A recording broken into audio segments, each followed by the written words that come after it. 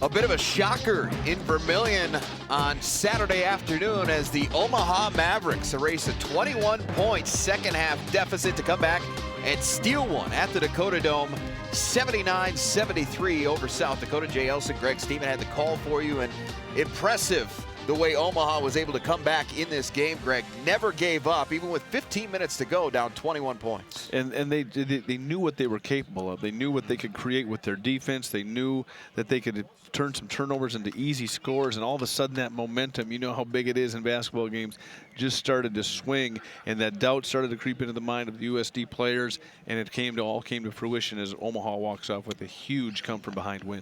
Predictably, this was a tale of two halves. In the first half, belonged to South Dakota. Jake White came in averaging over 16 points a game. 5 in the first half. The Coyotes did a good job on him defensively. He didn't have a lot of room to work. No, he got them all early. Then he got in foul trouble a little bit, so he had to sit a lot.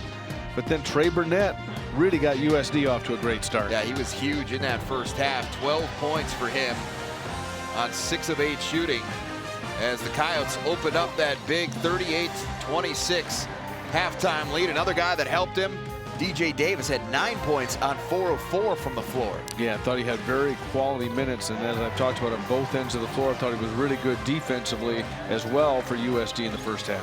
Coyotes led 38-26 at the half, and as we go into the second half, they started okay. Opened it back up, actually extended that lead to, like we said, within the first 5 minutes of the second half to 21 points. Jake White, though, Devin Patterson, quiet in the first half, came alive in the second. And that's a credit to their maturity that they didn't hang their heads. They still made themselves available. They still took advantage of opportunities. There you see Patterson with the runner late. Huge basket for Omaha. Patterson finished with 16 points, just 3 of 9 from the floor. Did most of his damage from the free throw line where he was 9 of 9. Sean McClellan was pretty good for the Coyotes on this day. Greg, 15 points for him. He was 7 of 11 from the floor. Also had 5 rebounds, 3 assists, but he did have 4 turnovers. And that's a number that plagued the Coyotes down the stretch of this game. Yeah, you hit it on the head. Critical turnovers down the stretch for USD.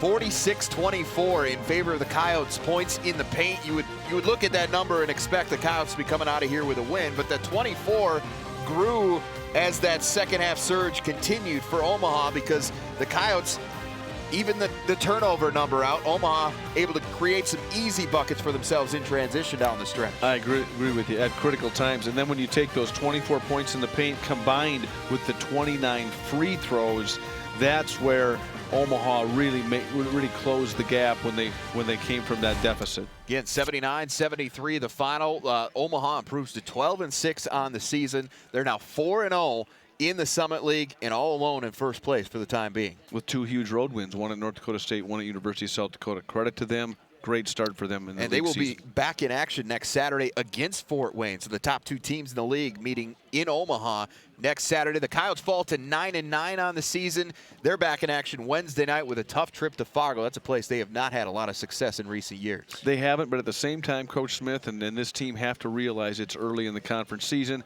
There's a lot of opportunities left. You can either feel sorry for yourself or you can get better, and I'm pretty sure I know which way Coach Smith will take this group. One of the, again, the final score, 79-73 in favor of Omaha. For Greg Steeman, I'm Jay Elson. Thanks for watching.